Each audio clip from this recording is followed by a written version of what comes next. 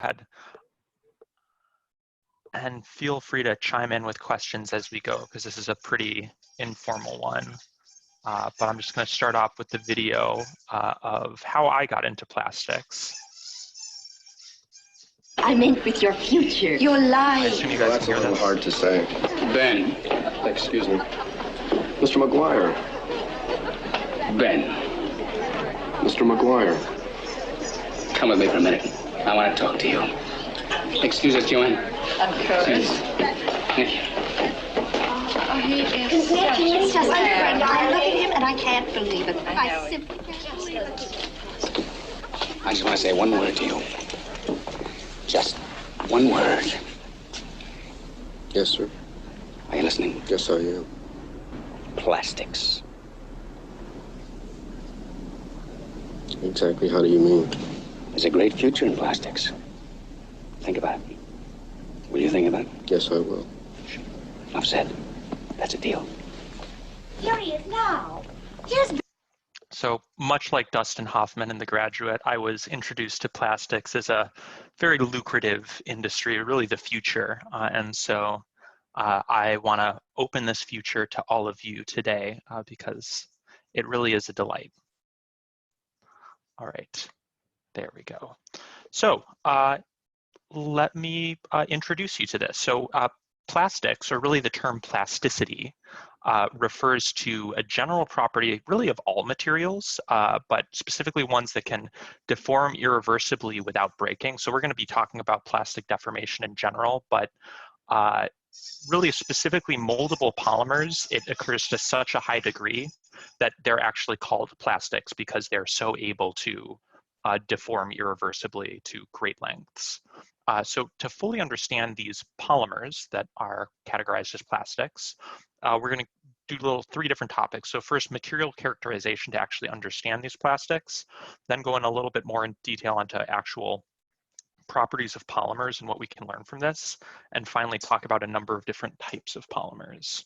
So to understand materials such as plastics, the very first property we have to define is engineering stress, which if you've taken a material science class, or really many different types of engineering class, you've been introduced to this. And so it's simply defined as a physical quantity that expresses the internal forces that neighboring particles of a continuous material exert on one another. So that's the theoretical definition. But if you were to actually look at a rod, for example, that you're imparting stress on, stress is just the force divided by the cross-sectional area. So the idea is if you're pulling something really hard, there's a lot of stress on it, and the thinner the hard thing you're pulling it is, the more you're like doing, the easier it is basically to break it. And so the more stress that you're imparting. Related to stress is a second physical property of strain. And so once again, this is something that was hopefully taught if you took a material science class of any kind, but strain is a unitless measure of the deformation of a material under stress. So we define strain as the elongation over the original length of a material. So delta L over L naught. And so that is your strain. And when we actually stress a material, typically what we begin seeing at first is elastic strain. So this is strain that you can go back and forth, and it's complete. It's like elastic, think rubber band. So it gets right back to where it was before. And so typically with most materials, this elastic strain, there's a pretty much linear ratio between stress and strain. And that ratio itself is your elastic modulus. So it's the slope of this region of the curve, or the ratio of stress to strain. So if you have a very steep curve, I forget which is which. If you have a very steep curve, even if you, it doesn't take a lot of strain. Okay, sorry. If you have a very steep curve, very high stress goes on along with very low strain. And so you can think of it as being very stretchy. And if, or I'm really bad at this. Anyways, don't worry about that. Don't worry about that. That's too difficult for me right now. Don't mind the dog either. She's just very energized right now. So how do we, huh? Show us the dog.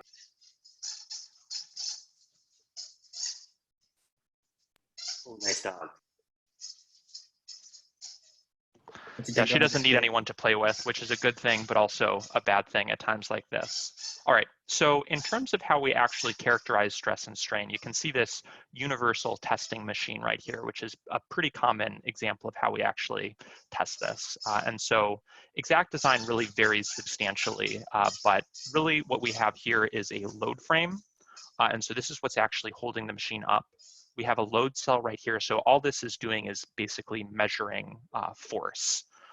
And then we have a crosshead, which is this beam right across here that you can see. And so you can program it to move vertical, maybe at a constant speed or with a constant force, or you can program other conditions. And by doing this, you can actually create your stress strain diagram where you're showing that when you impart this level of stress, here's how much strain you're seeing. And so you can show, first of all, your elastic deformation, but then also your plastic deformation, where you're actually causing irreversible stretching of the material that you are stressing. And so that's kind of what we're demonstrating here with the universal testing machine. So that's one property, and we're not yet into properties of polymers. Metals exhibit all of these properties. Ceramics exhibit all of these properties. Ceramics are typically very brittle. Metals are not quite as brittle, and plastics are the least brittle of them all, typically. It depends.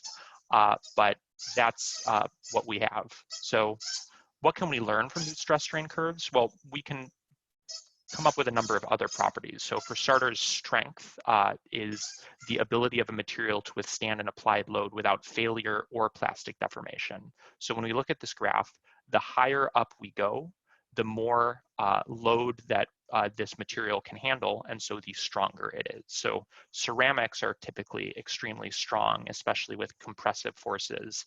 Plastics are less stronger. Ductility, then, is the ability for material to undergo significant plastic deformation without breaking. So now we're going in the other direction. How far do we go this way? So a very ductile material can stretch quite a ways, such as maybe like a plastic bag where you can really stretch it, whereas ceramics is typically thought of as the least ductile, where like if you hit it with a hammer, it shatters into a million pieces because it doesn't like to stretch.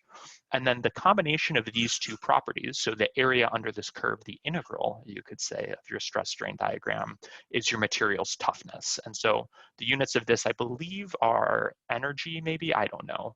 I think it's energy. But it's the ability of a material to absorb energy and plastically deform without fracturing. So if you want a material that doesn't break, you want high toughness. Typically, metals have the highest toughness, higher than polymers, although there are some special composites that combine the properties of ceramics and plastics, basically, and create something that's enormously tough. So once again, we're still talking about all types of materials, so plastics, but also metals and ceramics. And we're going to continue doing that here, at least at the beginning, where we talk about the melting point. So the melting point is the temperature at which a substance changes from solid to liquid, pretty self-explanatory. And with non-polymers, it's very obvious where the melting point is. It's one specific temperature where everything goes from solid to liquid. So with water, like we have here, it's right at 0 Celsius. Whenever you have a mixture of water and solid ice, you're going to be at 0 degrees Celsius. With polymers, as we'll see, things get a little bit more complicated in terms of how things change with temperature. The other one I want to talk about then is the glass transition temperature. So we're not ready to fully define the glass transition temperature now because we have to understand actual polymer properties, but we'll return to this. But for now, we can just consider it to be the temperature where plastic softens, and it's kind of similar to a phase change. And so it's where plastic goes from being glassy in nature to not glassy in nature. And so that'll be the extent of the definition so far. Are some of you guys familiar with glass transition temperature? Yes. I've never heard of that one. Yeah. How much so, Nathan? Do you wanna make an effort to define it right now? I am not that familiar with it. I think it's sort of like way back in a material science class, maybe. Isn't that the is the glass transition temperature the reason why like wrinkles come out of clothes if you throw it in the dryer?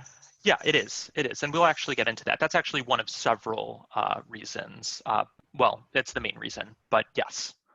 And so it's one thing, and we'll get into that. But yes, it is. We'll get into exactly why that is. So we talked about all these properties, and all of these properties so far are time insensitive. And in an ideal material, the way it behaves basically is time insensitive. So if you pull metal and you like increase your force by 1 pound per minute, or you pull metal apart and you increase your force by like 1 pound per decade or whatever, if it performs ideally like we've shown before, it'll do the exact same thing no matter how quickly you pull it apart. But when we're talking about polymers, that's not the case. And chemically, we'll get into why that is in a minute. But right now, I just kind of want to show it just so we have this familiarity with polymer properties. So another way to describe what I just said is this analysis is Hookean, or it follows Hooke's law for springs, where force and stretch are just linearly related and there's no other factors. But polymers are viscoelastic and they behave in a nonlinear, non-Hookean fashion. And so I want to use Silly Putty as an example. This is not the greatest video, but it was the first one that came up on YouTube. And so what I'm trying to show here is over very short periods of time, Silly Putty is glassy. Over longer periods of time, it's rubbery, and even longer periods of time, it's viscous. And so first, I want to show you over the short time frame, Silly Putty is kind of glassy in nature. Now we're going to go slow-mo for this next head. And so you can see it shatter in half and then go off frame because this guy did not do a good job of framing his video. And you can see all the little particles coming off of the Silly Putty. So when you're really hitting it with a hammer, it's like you're hitting like a brick with a hammer. It doesn't want to like give at all the way maybe metal would if you were to hit it with a hammer. So I'm going to go to this next one. Now over medium speed, we can see that Silly Putty behaves in a rubbery manner. And this is like how you can bounce Silly Putty. So this is slow motion of Silly Putty bouncing off of a flat surface. And hopefully you've all gotten to experience the joy of this with Silly Putty yourselves. The final video then is Silly Putty over a very long period of time. So this is a time lapse over, I think, 2 hours of someone just putting Silly Putty on the edge of the table. And now you can see it's almost behaving like a liquid or a very viscous, highly viscous liquid, which is, if you're patient enough, you can actually see your polymeric Silly Putty moving over time. And so due to the properties of polymers, you get all three of these properties with the exact same material. So that's fun. But we're going to figure out why that's actually the case. And the way you can analyze that actually in the lab is with a process called dynamic analysis. So I'm going to level with you. This combined with what we talked about already is really all you need to know to characterize most polymers. They're not really as complicated. I know there are like entire degree programs on polymers, and there is plenty more to learn. But basically, once you have this dynamic analysis of polymers figured out, you can hold any polymer in your hand and kind of figure out how it's behaving and why it's behaving the way it's behaving. And so we'll get into that a little bit more. So polymers are viscoelastic. They behave in a nonlinear, non-Hookean fashion. We can use a specialized universal testing machine to apply an oscillating stress at various frequencies, so at low frequency and high frequency. And so I have my examples right here. If your material is behaving Hookean, like a spring, you will apply this oscillating stress, and your material will behave basically like a spring, where the strain will immediately follow the stress that you're applying it. If it's not at all behaving like a spring, if it's entirely out of phase, like a dash pot is the other example given in all of the physics analogies for this, then your stress will be out of phase. So you'll see the highest change in terms of how stretched out you are when you're applying the maximum strain. And so this will be out of phase. In practice, with any polymer, you're going to have a combination of these in-phase and out-of-phase movements. And so you'll have a certain amount of phase shift from your stress to your strain. So very quickly, at a high frequency, how would we expect our silly putty to behave? Would it be more in-phase or out-of-phase movement? So if you're a really high frequency, it doesn't respond well to fast frequencies. So it would behave less elastic at a higher frequency. So wrong. What? Let's go to the low frequency. So maybe more at the low frequency. I guess it's difficult for me to describe the low frequency. In fact, it's difficult for me to describe both of these. But at the high frequency, you're basically acting like a normal solid material. So you're acting like Hookean. So if you were to hit a hammer, if you were to hit a like regular solid material with a hammer, it would behave like the silly putty when you hit it with a hammer. If you were to let a regular solid material kind of sit still, like if you put a brick on your counter for 2 hours, the brick's not going to flow down off of the counter. So at the very high frequency, you're behaving pretty much more like a spring, glassy in nature, you could say. And at the low frequency, you are behaving more like a non-Hookean. And this isn't always the case.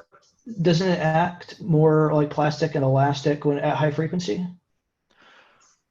No, it acts more elastic at low frequency. So you can think of hitting it with a hammer as a very high frequency hit, basically. And so when you hit it at a very hard, fast, high frequency, it's behaving glassy in nature. When you're behaving low frequency, moving very slowly, it's kind of behaving more rubbery, flowy, viscous in nature. Okay. Does that make sense? Wait, did I say elastic at high frequency?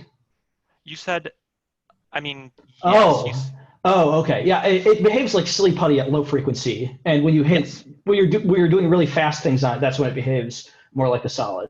Okay. Yes. Okay. Wait, is that in phase or out of phase? So in phase is when it behaves like a normal solid, when it behaves like a spring, basically. And so that's with pretty much all polymers. If you're moving at a high enough frequency, it's going to act like it's a solid material. But if you're moving at a very low frequency, it'll kind of squish and move along. And I don't have all of the slides for this that I could have about like, what's the phrase that I'm looking for? Basically, if you pull apart a polymer, or if you hang a weight from a polymer, or like a rubber band, you apply the weight and it's one length, but if you wait like 10 minutes, slowly the weight will go a little bit further down and a little bit further down over 10 minutes. And that's not time dependent, or that is time dependent, unlike a regular material, a Hookean material. So a polymer, when you hang a weight from it after 0 minutes, is going to be less stretched out than when you hang a weight off of it after 10 minutes. And so that's an example of it behaving more like low frequency silly putty. So we'll get back to this. All of this is just to say that we can actually graph this and see that as we increase the temperature of polymers, so we're gonna throw out a lot of that discussion over how much of the movement is Hookean and how much of the movement is non. And we're just gonna focus on the in-phase movement, and we're gonna look at the magnitude of the in-phase movement. And so what this is telling us, the ratio of the stress to the strain of in-phase movement, is that it's gonna tell us how hard, how glassy our material is. And so that's what this graph is here. So we do all the math, and if you're familiar with these kind of sine waves, you can think of the in phase and the complete out of phase as two sides of a triangle, and they add up to the third side of the triangle. We really don't need to get into all of the math. We're just going to focus on the in phase movement. And so when you have a polymer, what happens is as you heat up, you start in the glassy region. And so you have a very, very high stress to strain ratio, which is to say that you are very glassy in nature, you're very hard. As you heat up your polymer, you become less and less and less hard, and you actually, this is, for example, the glass transition temperature, suddenly you go way down in hardness, often by, this is measured in, I forget what this is measured in, I think Pascal, I think just in pascals. And so you can go down by a factor of like 10 to the 3 or 10 to the 4 pascals over a couple of degrees. And suddenly you are much rubbery in nature after you pass a certain temperature.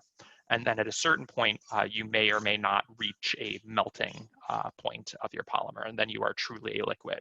But often polymers will flow even above their melting point. So it's complex. But this is what I want to stress, is basically any polymer can be defined basically by this DMA curve, we call it, where depending on the temperature, it has a certain E prime value. And if we jump to this next slide, different E prime values, this is in dynes per centimeter squared, have different material properties. So if you have a very high DMA value, very high E, I forget, there's a name for it, the storage modulus. So if you have a very high storage modulus, you're going to be glassy, or like a ceramic, you're going to be very hard. As you go down, you become leathery, and then rubbery, and then tacky, and you actually flow. And so this is, you can think of like your plastic bag, or really anything plastic, if you maybe stick it in the freezer, it could become brittle. A plastic bag won't, but other plastics will. When you stick it in the freezer, it becomes brittle, and you can actually break it apart. You can think of like the demos they do where they put the rubber balloon in liquid nitrogen, and then you can hit it with a hammer and it shatters into a million pieces. Then as it heats up, it gets kind of rubbery or leathery, and then if you really heat it up, you can actually flow it like a liquid, and eventually it does become a liquid. And it turns out that pretty much we can understand all polymers as behaving in some manner similar to this. So depending on the nature of the polymer, the curve will look a little bit different.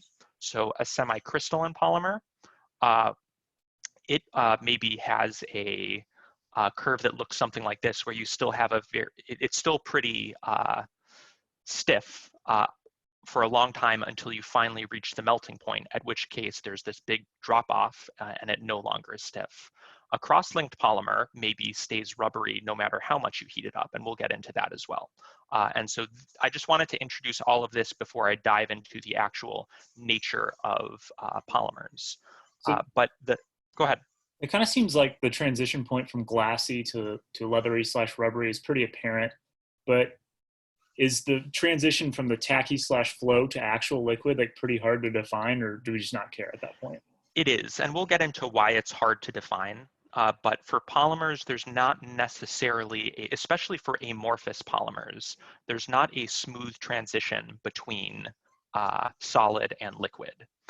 For crystalline polymers, so you can think of the melting point, and we'll get to this, but the melting point is when you go from having a solid, perfectly arranged crystal to that crystal, so everything's perfectly in line with one another, that crystal deforms, and you no longer have everything arranged like that. And so with ice, that's easy. You just have either a cube of ice or you don't. But with a polymer, you still have all of these chemicals that are kind of entangled with one another. And we'll talk about that in just a sec. I think I have let me check. Do I have my spaghetti slide? Yeah, I have my spaghetti slide. So we'll talk about it on the spaghetti slide. But before we do that, I want to talk about polymer properties. And so when we think of polymers, we can basically put them into two categories. The first are thermoplastics, or just plastics. So these are materials, usually a plastic polymer, which become softer when heated and harder when cooled. Thermoplastic materials can be cooled and heated several times without any changes in their chemical or mechanical properties. When they're heated to their melting point, they melt to a liquid.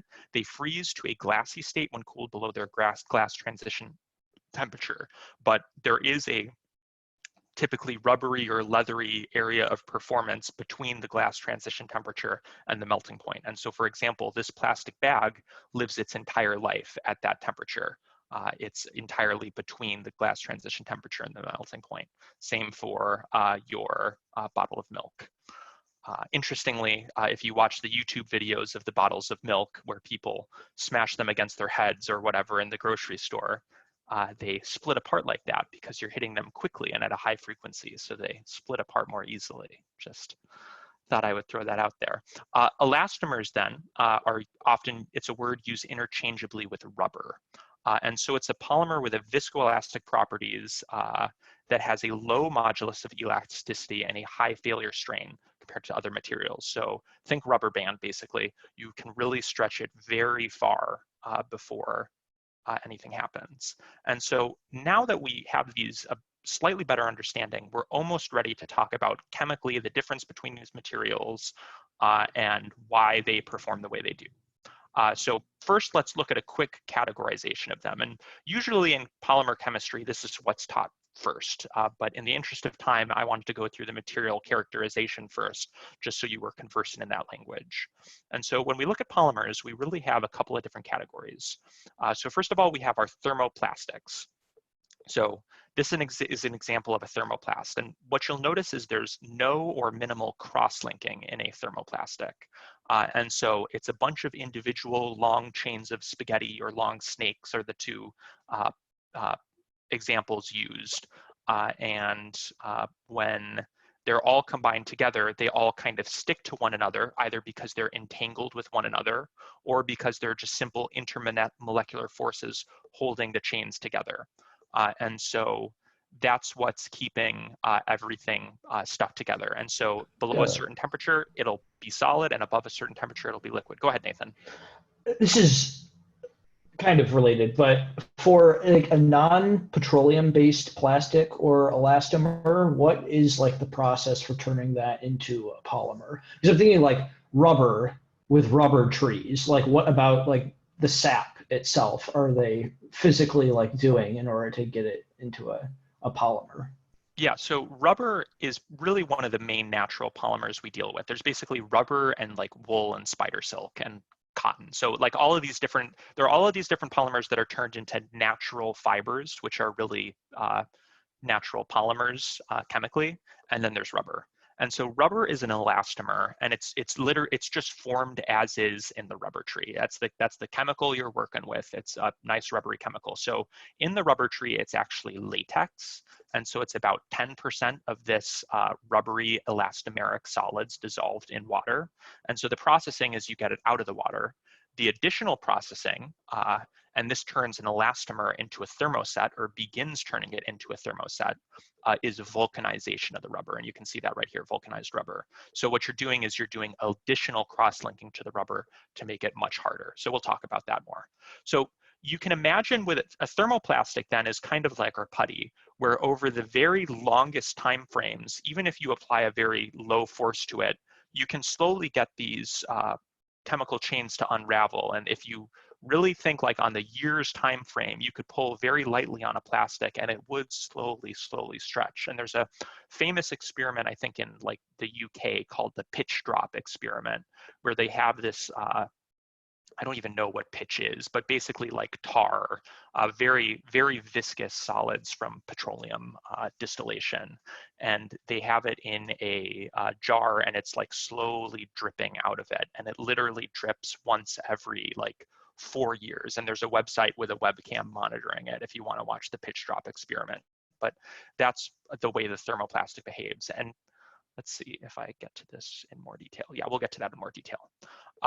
So just we'll park it there for thermoplastics as well, with the one other caveat being there are semi-crystalline and amorphous thermoplastics, and so we'll get to that. Polymers, another type of polymer is the thermoset, the elastomer. We'll talk about that one next because it's next here, where we have cross-linking.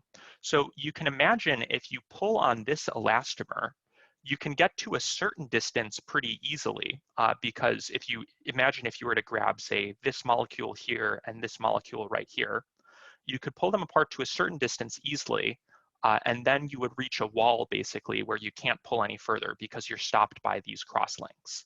So when you think of an elastomer, once again, think of a rubber band, and because of these cross-links, a rubber band is really one big molecule, and that's not always the case if it's natural rubber, but you can think of it as just one big molecule. So it's difficult to actually pull it apart, and that's why elastomers, they don't really melt.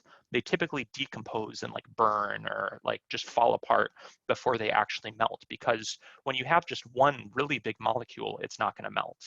But as long as these chains flow against one another very easily, you can stretch it a long distance without it breaking, and then snap it right back based on the properties of these crosslinks. And so that's kind of governed by entropy, where everything wants to be kind of as smooshed together as possible, and that's an entropic process.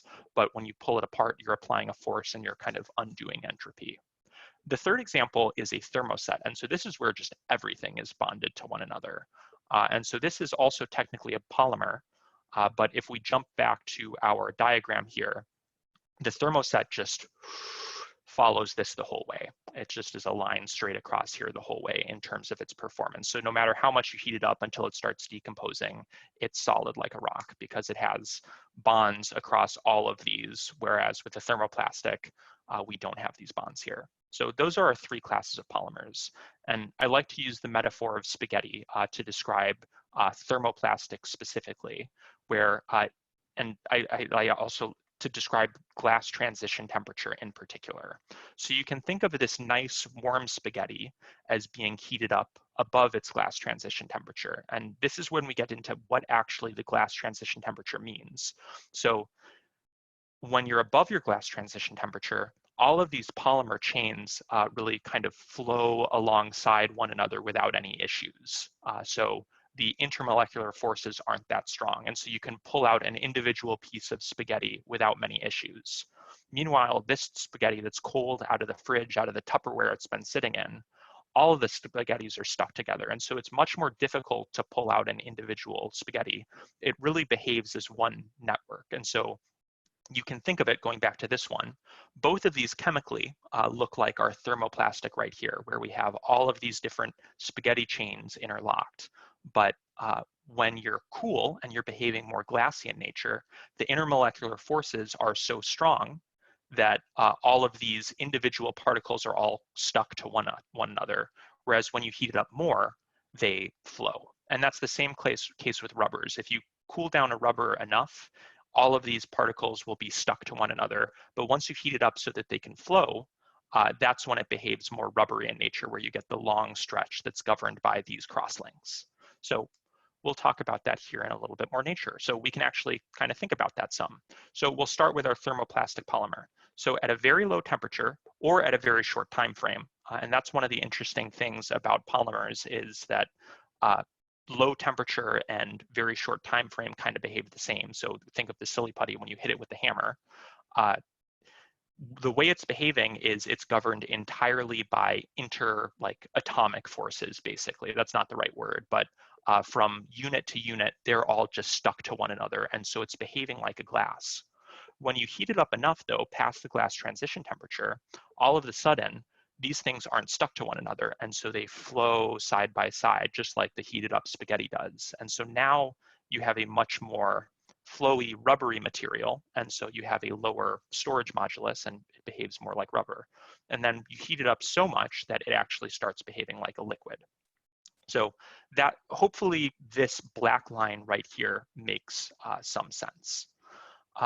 Now I want to talk about the cross-linking specifically. So when we have the cross-linking, we continue acting rubbery as you heat it up, as you heat it up, as you heat it up, as you heat it up. And the reason for that, go ahead, Nathan. It's basically that the thermal effects of like the kinetic energy of the molecule itself outweighs the, you said interatomic forces, but some sort of force within the molecule itself. Is that basically what's happening? For the rubber? Yeah. For the elastomer? Yes. So this right here in the bottom left corner is an elastomer.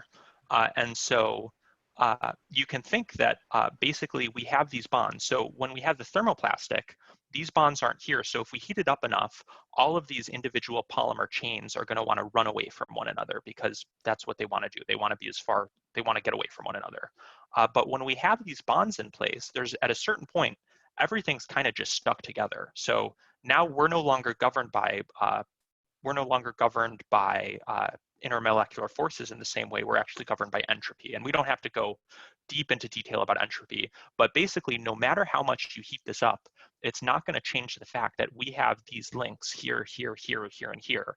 And so if you pull it in this direction, it's going to give you the same amount of resistance when you pull, no matter how much you heat it up.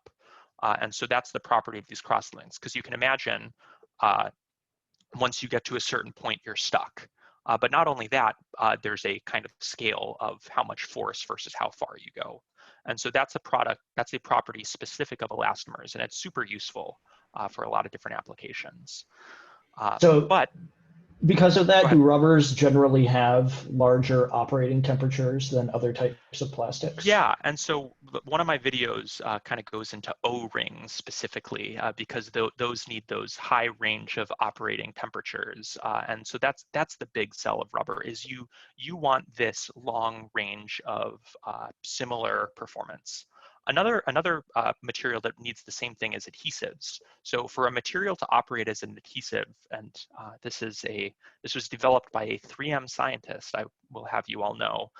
If you are below a certain log E, you will be sticky. You will be tacky. You will be an adhesive. And if you're above that log E, you're not adhesive. You're not sticky.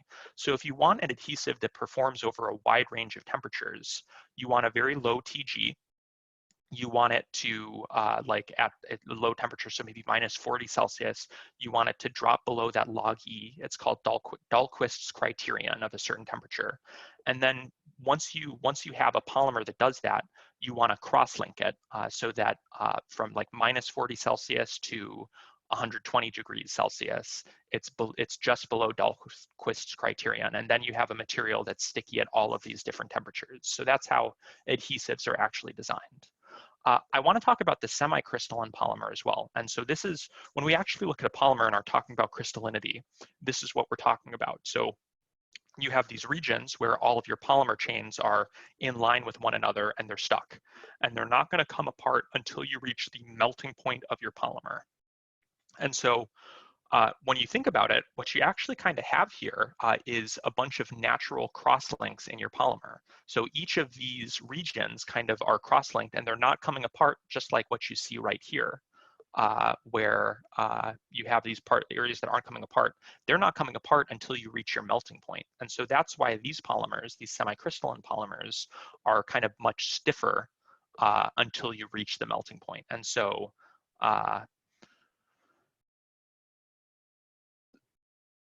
polyester, for example, crystallizes, and nylon crystallizes, and those are, Nathan, when you were talking about ironing, you have to heat them above the TG to get the irons flat because you have to actually melt those crystals. So you have to get it above this temperature and get it all the way to the right to melt those crystals. Your fibers are still solid, but the crystals are melted. If you're not careful with your iron, you'll actually melt your polyester shirt, but the goal is to melt the crystal. So I'm wrong about the TG. Actually, you know what? I take that back. Ignore that. I think there's some truth to that, but there's also some of the TG stuff with that. So I'm not an expert on the. Go ahead. Don't synthetic fibers, aren't they less likely to wrinkle than non-synthetic fibers anyway? They are. It's more complicated. The other thing I do know about is textiles, and with pretty much any textile, people will throw in a lot of auxiliaries that make it so they don't wrinkle. What about? Go ahead. What I remember, you had a shirt once that you said its big selling point was that it never smelled bad. You could like wear it whenever, like as much as you want, it would never smell bad. What is physically happening in that shirt? You know, I think that may have just been me. I don't recall that, Nathan, but I think you said that your grandmother gave it to you, and then you gave it to me because you didn't understand the selling point of a shirt that wouldn't smell bad. Yeah, so those shirts, they typically put like silver salt on them, which is an antimicrobial, is the actual answer.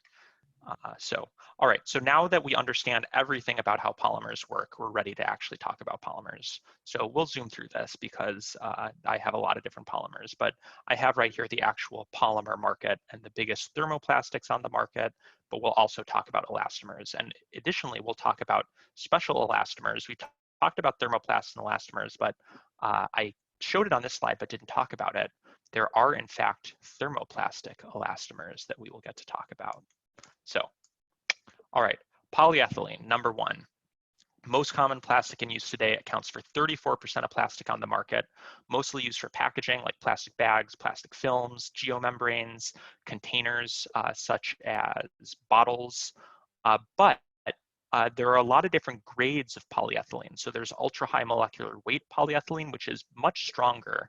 And so that can be used in things like artificial hips. And so the difference between all these different grades of polyethylene is how long they are and then how much cross-linking. So this is high density polyethylene, not cross-linking, how much side chains there are. High density, linear, low density polyethylene, and then actual low density polyethylene. And so all of these have very different material properties when it comes to their melting point and their glass transition temperature. You'll notice the glass transition temperature here is -78 Celsius. So these are basically always going to be behaving amorphously. They're always going to be kind of plasticky or rubbery in terms of how they act. So if you pull on your plastic bag, you'll be able to stretch it at least to a certain point before it tears. And kind of same for most of these other things, maybe with the exception of the pool noodle. The pool noodle is an interesting example of polyethylene. It's actually foamed polyethylene, so you can actually blow air bubbles into it, and that's how you get your pool noodle. What is physically the difference between different types of polyethylene that you like can and cannot recycle? That's a good question, and I don't know the answer. I would imagine it pretty much most of it can be recycled except for maybe this ultra high molecular weight stuff, just because that's a little more difficult to work with. But really, if you were to put this all together, I think for the most part it would behave fine, because they all melt like below 135 C. And so one of the reasons you can't recycle plastic is when they like put other additives in there. So that could be a reason you can't recycle it.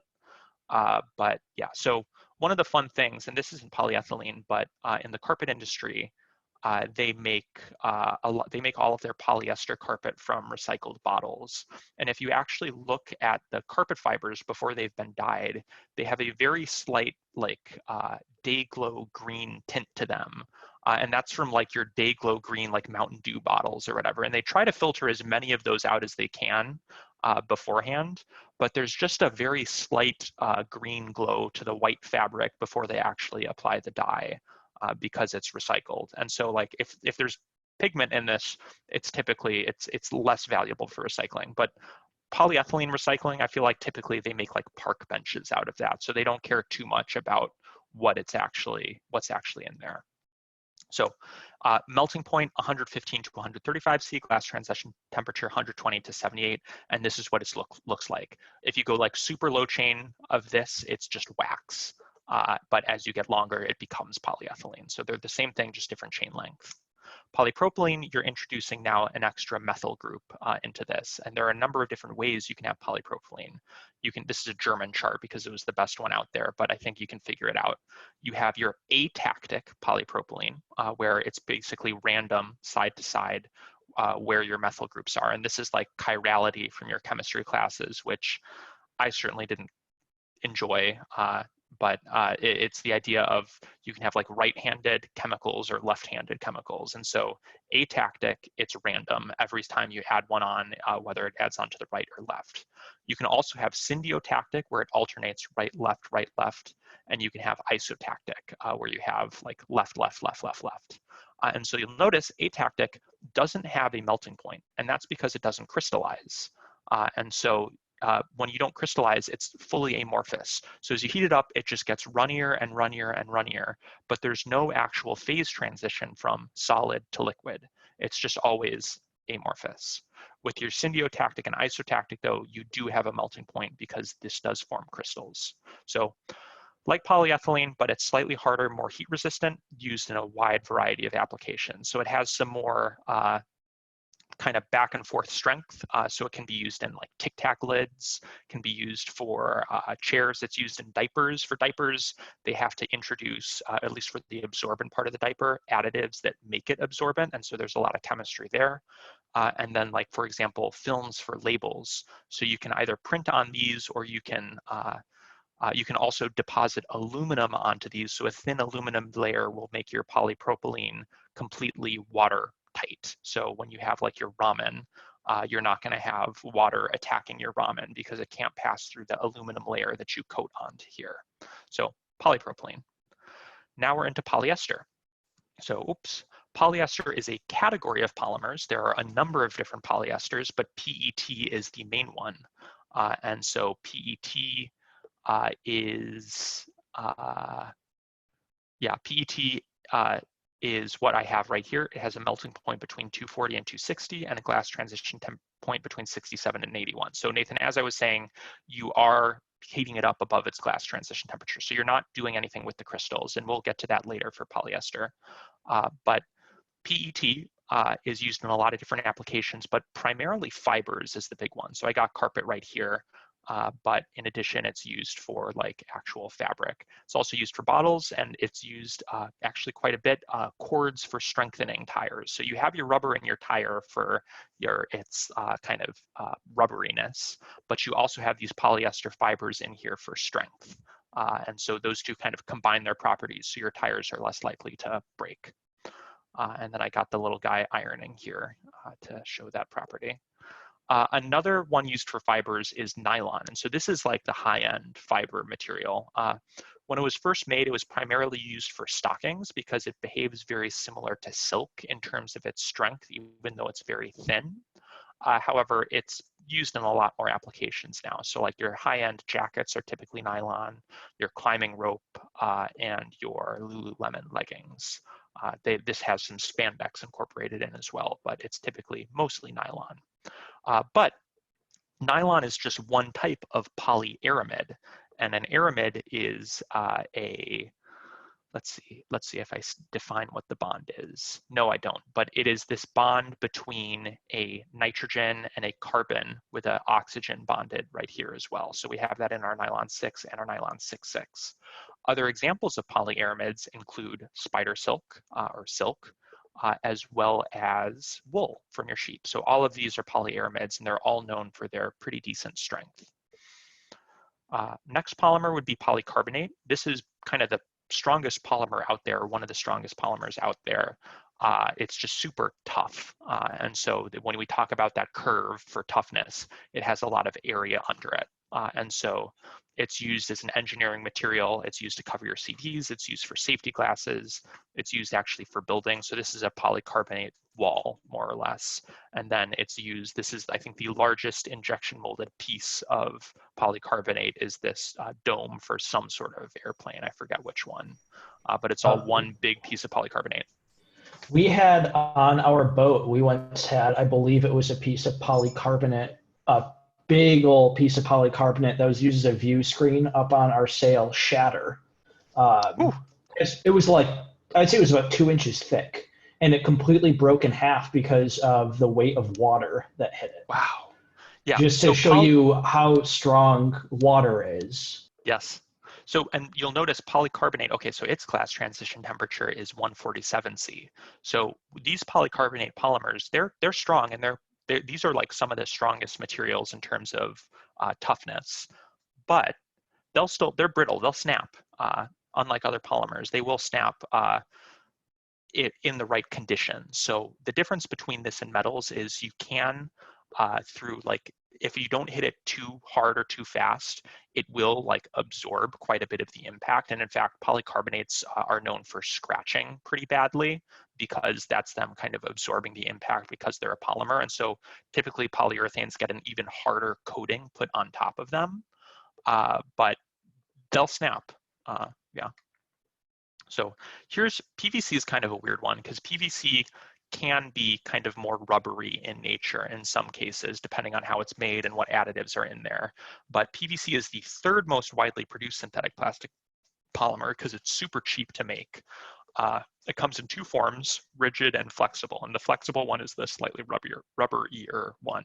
So rigid PVC, just think of a PVC pipe, basically. But it can also be used in packaging, just not food packaging, because you don't want PVC touching your food. It can be made softer and flexible with additives, plasticizers, most commonly phthalates, and there are certain phthalates, however that are known to the state of California to be cancer causing, and they are cancer causing. So they are being basically phased out for other chemicals, but that's pretty much why the people who fear chemicals fear PVC flooring in their home, because they do have phthalates in them. But these can be used for electrical cables, insulation, flooring, and phonograph records, vinyl. So there you go. So I'm going to talk briefly about thermosets, and there's really not enough time to go into this in detail. It would require a whole other presentation. But the idea behind thermosets is you have these materials that form polymers, but instead of just having maybe 2 functional groups and it keeps going on and making a chain, you have these materials with up to like 4 functional groups like you see on this epoxide here. So this tetrafunctional epoxy resin. And so when you combine all of these together, it's not like you're forming chains. It's like you're forming one big interconnected network. And so you form something that is very strong and very glassy or brittle in nature.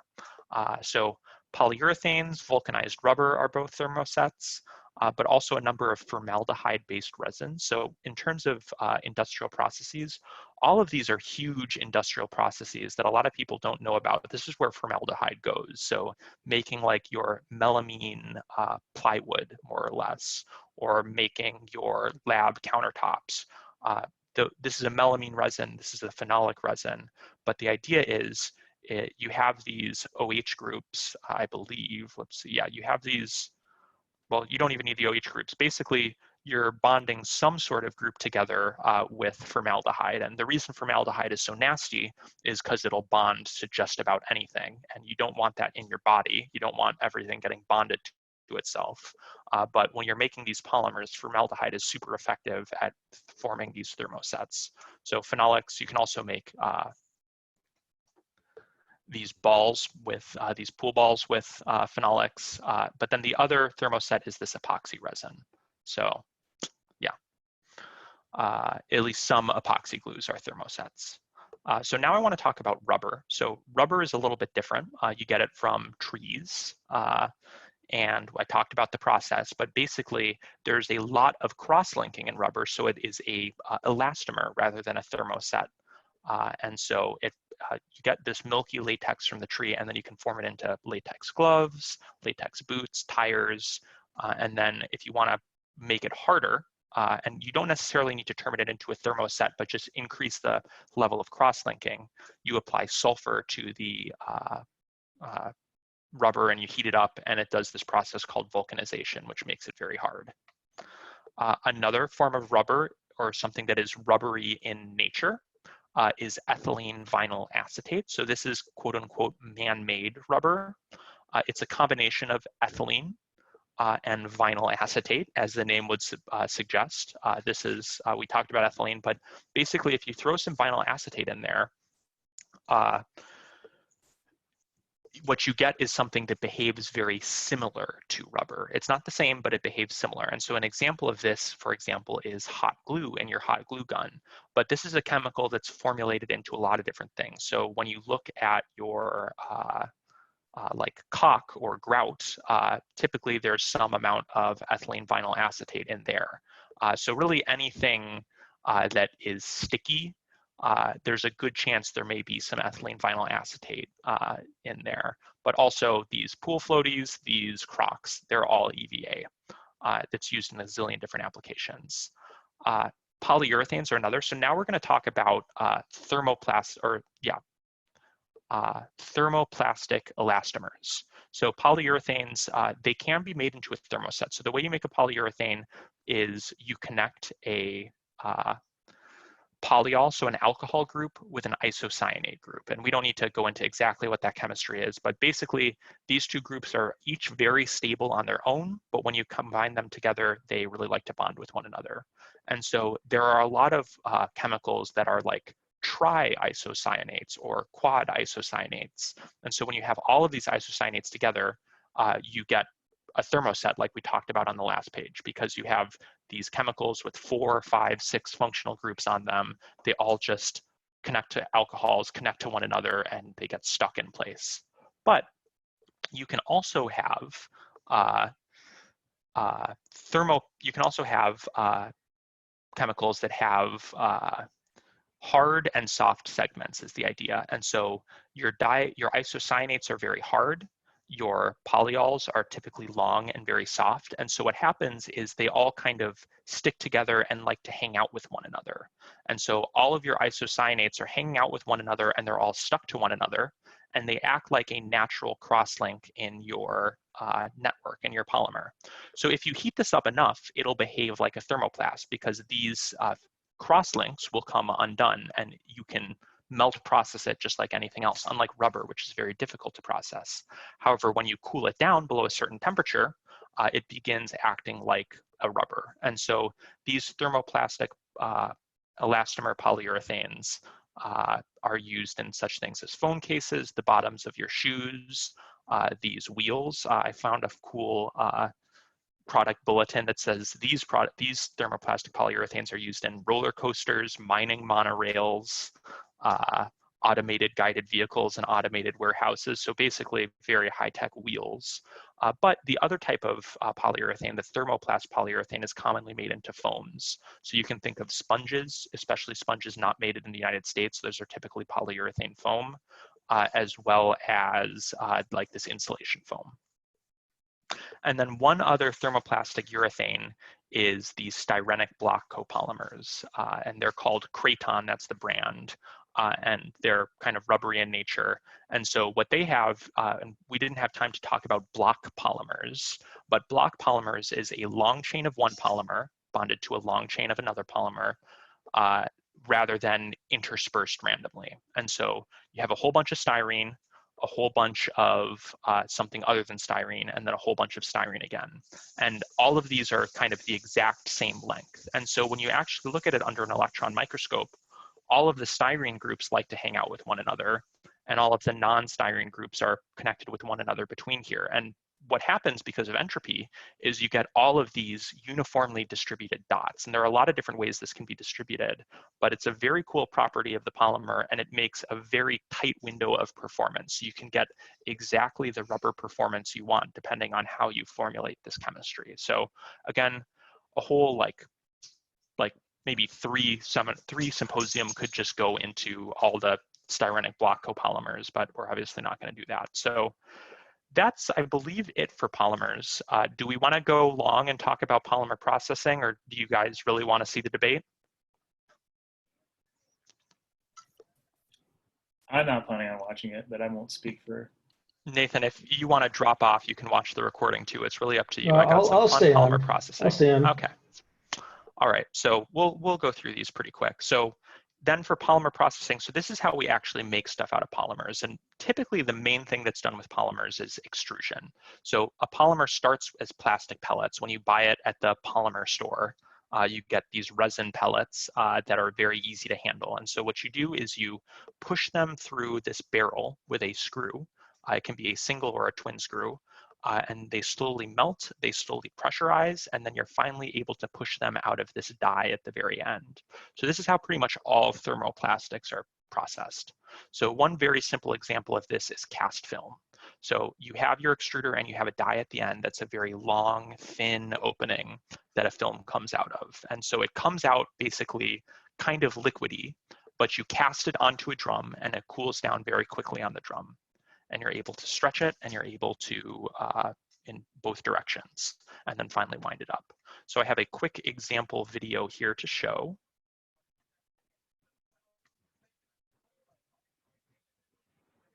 And I'm going to jump ahead about 20 seconds.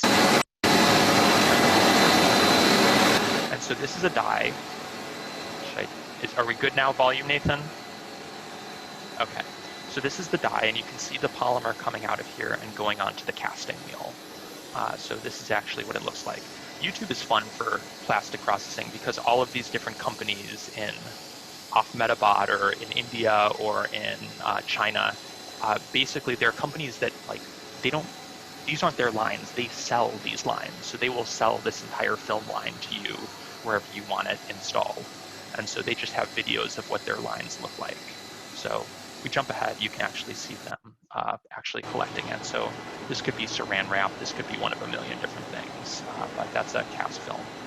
Another way to do film, and this is how, for example, plastic bags are made, is you can actually extrude a ring, blow air into the ring, and that's how you actually stretch out the polymer, and you have this air bubble going. So this is how a lot of plastic films are made. And so I'm just going to jump ahead. And so you can see this guy, they're blowing air into this ring, and it's slowly being pulled up. At some point in the video, this guy will talk. Is expanding between the die and the frost line, or the point where the melt crystallizes into solid form. During this transition, the molecules are orienting in both the long or machine direction and the cross or transverse direction. So this is how they make plastic bags. They take this and they crimp it like once every plastic bag length, and that's the bottom of your plastic bag. And then they actually fold it up and make the handles and whatever. But that's a important polymeric process. Jump to the next slide. Another way polymers are processed are non-woven. So have any of you guys interacted with any non-woven fabrics in the last 24 hours to your knowledge? Tyvek? I believe Tyvek's a non-woven. Have you interacted with Tyvek in the last 24 hours? I guess you're in your home. Yes, I have. I interact with Tyvek every day. Okay. Another example of a non-woven is like your blue mask that you wear. Those are like 3 layers of non-woven fibers all on top of one another. And so the idea is you are actually then blowing your plastic through all of these tiny little holes that makes fibers and blowing them with air, and it makes a fabric. And so here's this one is, you can contact them on WhatsApp if you want to. So we're gonna get to the good part right here. They also have very rad music of you can actually see the fibers being blown. And it's kind of difficult to see. They're going to move the camera around so you can see it better. This is a very cool process to see in person. But they have the bottom here moving super fast, and these are all fibers that are just moving so fast that you can't really even see them moving. But if we jump forward, you can actually see what that makes. Now this is a white fabric that is very thin moving along the line. And if we jump even further, you can actually see them then rolling up the white fabric. So this is just a very, very thin non-woven fabric. And don't get your hand in there. All right. And so what's happening during this melt blowing process is you are starting with this polymer fiber and you're blowing it and stretching it out. And so what that stretching process does is it aligns all of the polymer chains with one another and it gets much thinner.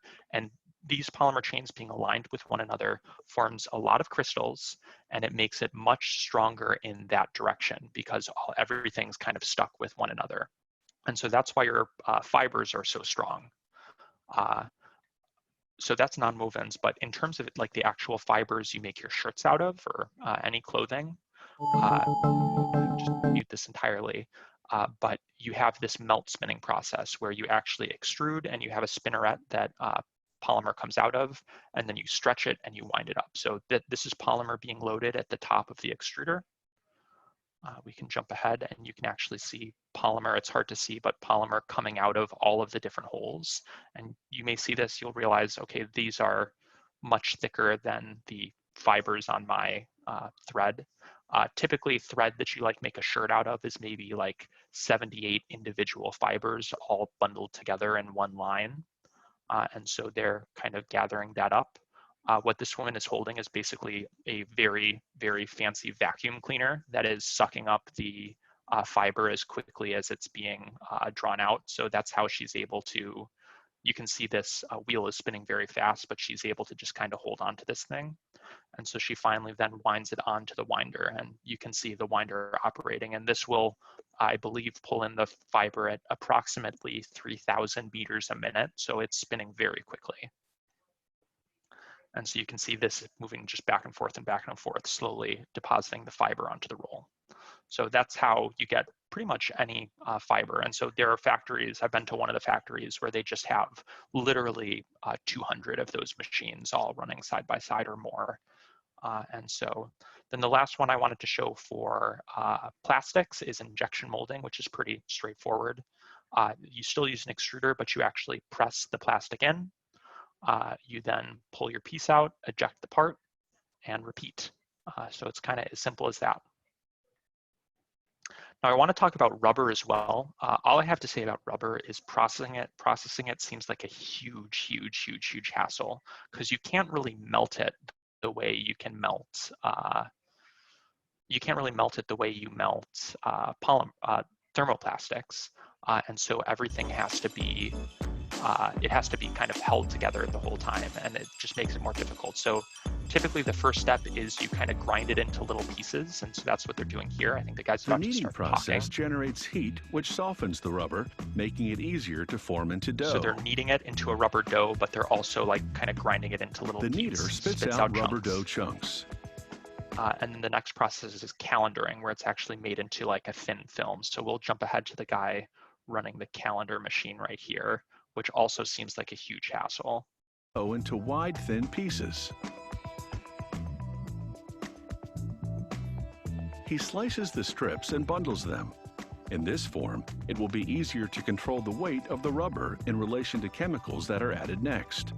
So I'm going to jump ahead because eventually you do actually extrude rubber, but you have to get it in the right form to go into an extruder, and it's much more difficult to extrude than polymers, which come in pellets. Still warm and malleable rubber through dies to shape it into long, hollow tubes. This is an extruder with 3 tubes coming out. The extruder injects air and talcum powder into the tubes. And you can imagine in the next steps, they just cut it into individual rubber bands, and you got your rubber bands. But processing is much more difficult than the thermoplast we were talking about before. And then I also have this video of O-rings being made. It's basically a factory that does a bunch of different O-rings. Lorries, planes, coffee also machines, seems like a plastic hassle. tanks, I guess I'll show you the pipelines. slide of them The safety doing of business all person things. adaptability This is to fun. See, they're a respectable the business. diverse needs of the market, combined with specific client data. They are stored according to the rigorous procedures that use the We'll jump ahead sophisticated to one of their O-ring machines. the raw material and processes it to obtain the molded product directly. Otherwise, in the case of compression processes, the molding phase is performed after the raw material is prepared by extruders. Once extruded, the elastometer is ready to be fed into the press, where, thanks to the use of high pressure and high temperatures, a circular molded product is obtained, known as the O-ring. So one of the fun things about O-rings is there are so many different types that you can charge a lot of money for an O-ring if it has the right performance specifications, and they're used for everything. For example, the famous failure of an O-ring is the Challenger space shuttle. So, and it's not like those O-rings were really made for many other processes other than specifically where they were used in the space shuttle, because it was designed to a very specific performance. So that's basically all I got. Any questions about polymers, about plastics? So based on your chemical knowledge of plastics and polymers, is the hype about how dangerous they are to human health, like, oh, don't put your food in plastic, or like, you know, don't let it touch your skin or whatever, is it overblown or is it legitimate? Yeah, so plastics are inert. You don't really have to worry about, or typically inert, you don't have to worry about them too much. The concerns are warranted, although I think they're probably overblown like all chemical concerns are, but like governments should be doing things about them. So like one of the concerns is don't reheat your food in the plastic container because your plastic container contains bisphenol A, for an example, is a plasticizer that makes it more rubbery, basically makes it just a little less brittle. And so you don't want to be drinking that. It's no good. Additionally, plastics are not great for the environment. They can be recycled, but they're kind of just like, they last forever typically. And so that's, if you're interested in like a circular economy or circular approach to the way we the way we harvest resources and use resources, plastics basically do not fall into that circular logic at all. And there's a good George Carlin bit about that, about how maybe God wanted plastics and that's why he invented humans. And that's why there are plastics on Earth, because they're not going anywhere. But yeah, but as far as the health effects, I'd say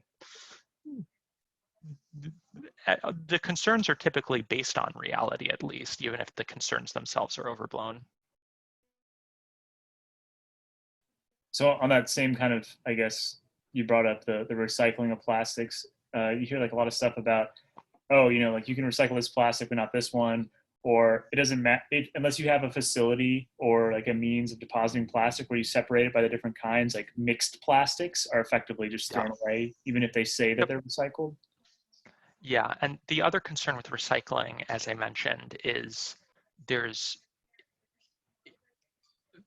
are a lot of words to kind of describe this, but typically when things are recycled, they go from a more pure thing to a less pure thing. So like recycled plastics get turned into park benches, or they get turned into carpet. In the case of polyester, you go bottle to carpet, but it's not like when your carpet is torn out of the house, it's not like that is necessarily being recycled. And so like, yes, it's good and it should be done, and it like should be like even incentivized probably, but it once again is not necessarily circular in nature, because you're kind of going downhill in terms of value of the plastic each step along the recycling chain. So that's kind of like the opposite of aluminum, which is super easy to recycle and you like get it all back and it's much better than pulling it from the environment. Plastics is a little bit more difficult. And yeah, as you said, some cities are equipped to separate all of the different streams of plastic, but some aren't. And like plastic bags, there's a reason you got to bring those back to the grocery store to recycle, because you can't have them with everything else.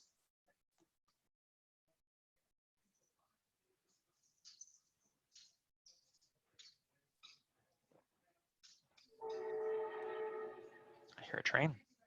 All right, well, if there aren't any more questions, thanks for your interest. I hope you get plastics. I hope you can hold a plastic and think, oh, this is above its glass transition temperature, but it's below its melting point, and really appreciate all the rubbers in your life and so on.